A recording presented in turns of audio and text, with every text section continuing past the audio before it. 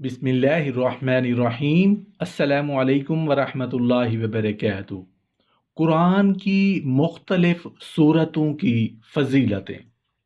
سورۃ الفاتحہ 3 مرتبہ پڑھنے کا ثواب 2 مرتبہ قرآن پاک پڑھنے کے ثواب کے برابر ہے۔ آیت الکرسی 4 مرتبہ پڑھنے کا ثواب 1 مرتبہ قرآن پاک پڑھنے کے ثواب کے برابر ہے۔ سورۃ القدر 4 مرتبہ پڑھنے کا ثواب 1 مرتبہ پورا قرآن پاک پڑھنے کے ثواب کے برابر ہے۔ سورۃ الزلزال 2 مرتبہ پڑھنے کا ثواب 1 مرتبہ قرآن پاک پڑھنے کے ثواب کے برابر ہے۔ سورۃ العادیات 2 مرتبہ پڑھنے کا ثواب 1 مرتبہ پورا قرآن پاک پڑھنے کے ثواب کے برابر ہے۔ سورۃ التکاثر 1 مرتبہ پڑھنے کا ثواب 1000 آیتوں کے پڑھنے کے ثواب کے برابر ہے۔ سورۃ الکافرون 4 مرتبہ پڑھنے کا ثواب 1 مرتبہ پورا قرآن پاک پڑھنے کے ثواب کے برابر ہے۔ سورۃ الاخلاص 3 مرتبہ پڑھنے کا ثواب 1 مرتبہ پورا قرآن پاک پڑھنے کے ثواب کے برابر ہے۔ سورۃ النصر 4 مرتبہ پڑھنے کا ثواب 1 مرتبہ پورا قرآن پاک پڑھنے کے ثواب کے برابر ہے۔ سورۃ الفاتحہ اس سورت کو ام القرآن بھی کہا جاتا ہے، اسے سبع مثانی بھی کہا جاتا ہے۔ یہ سورہ نہایت جامع ہے۔ یہ سورہ ایک بہترین دعا بھی ہے۔ دنیا اور آخرت کی ہر بھلائی اس میں سمو دی گئی ہے۔ ہر نماز کی ہر رکعت میں اس کا پڑھنا فرض ہے، اور کسی تکلیف یا بیماری میں اس کا دم کرنا بھی مسنون ہے۔ آپ صلی اللہ علیہ وآلہ وسلم نے سورہ فاتحہ کو ایک مفید دم بھی قرار دیا۔ سورۃ البقرہ اس سورہ کو خاص فضیلت یہ ہے کہ جس گھر میں یہ تلاوت کی جائے اس گھر سے شیطان بھاگ جاتے ہیں۔ رسول اللہ صلی اللہ علیہ وآلہ وسلم نے فرمایا، اپنے گھروں کو قبرستان نہ بناؤ، کیونکہ جس گھر میں سورۃ البقرہ کی تلاوت کی جائے اس میں شیطان داخل نہیں ہوتا۔ مسند کی حدیث میں ہے کہ سورہ بقرہ قرآن کی کوہان ہے اور اس کی بلندی ہے۔ اس کی ایک آیت کے ساتھ 80 فرشتے اترتے ہیں، اور اس کی ایک آیت الکرسی عرش کے نیچے سے لائی گئی ہے اور اس کے ساتھ ملائی گئی ہے۔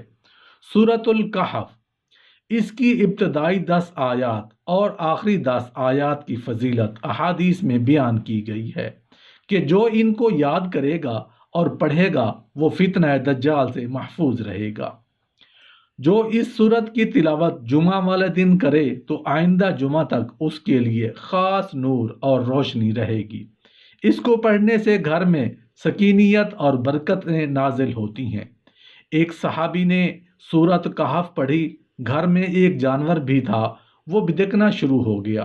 انہوں نے غور سے دیکھا کہ کیا بات ہے، تو انہیں ایک بادل نظر آیا جس نے انہیں ڈھانپ رکھا تھا۔ صحابی نے واقعہ ذکر رسول صلی اللہ علیہ وآلہ وسلم سے کیا تو آپ صلی اللہ علیہ وآلہ وسلم نے فرمایا، اسے پڑھا کرو، قرآن پڑھتے وقت سکینہ نازل ہوتی ہے۔ سورہ الف لام میم سجدہ رسول اللہ صلی اللہ علیہ وآلہ وسلم نے سورہ الف لام میم سجدہ اور سورۃ الملک پڑھے بغیر نہیں سویا کرتے تھے۔ سورۃ الملک حضرت ابو ہریرہ رضی اللہ عنہ سے مروی ہے کہ آپ صلی اللہ علیہ وآلہ وسلم نے فرمایا، 30 آیتوں کی ایک سورہ ہے جو اپنے پڑھنے والوں کی سفارش کرتی رہے گی یہاں تک کہ اسے بخش دیا جائے۔ وہ سورہ تبارک الذی بیدہ الملک ہے۔ سورہ ملک عذاب قبر سے روکنے والی ہے، یعنی اس کا پڑھنے والا عذاب قبر سے محفوظ رہے گا بشرطے کہ وہ احکام و فرائض اسلام کا پابند ہو۔ سورۃ الکافرون رسول اللہ صلی اللہ علیہ وآلہ وسلم نے سورۃ الکافرون اور سورہ اخلاص کو طواف کے بعد 2 رکعت نماز میں تلاوت فرمایا ہے۔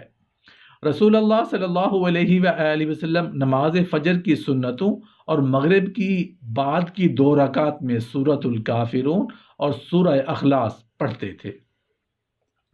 کوئی بھی نفلی عمل فرض کا بدل نہیں ہو سکتا، اس لیے تمام فرائض اور بالخصوص نماز کا بہت اہتمام رکھیں اور ہر قسم کے چھوٹے بڑے گناہوں سے بچیں۔ اللہ پاک ہم سب کی حفاظت فرمائے اور محض اپنے فضل و کرم سے ہم سب کا خاتمہ ایمان پر فرمائے، آمین۔ قرآن پاک کے 5 حقوق ہیں، اس پر ایمان لانا، اس کو سمجھ کر پڑھنا، اس پر غور و فکر کرنا، اس پر عمل کرنا، اس کی دعوت کو دوسروں تک پہنچانا۔ مکمل قرآن لفظ بلفظ قرآن پاک پڑھنے کی فضیلت اور برکت زیادہ ہے۔ برائے مہربانی اپنی فرض عبادتوں کو ترک ہونے سے بچائیے۔ اللہ پاک عمل کرنے کی توفیق عطا فرمائے۔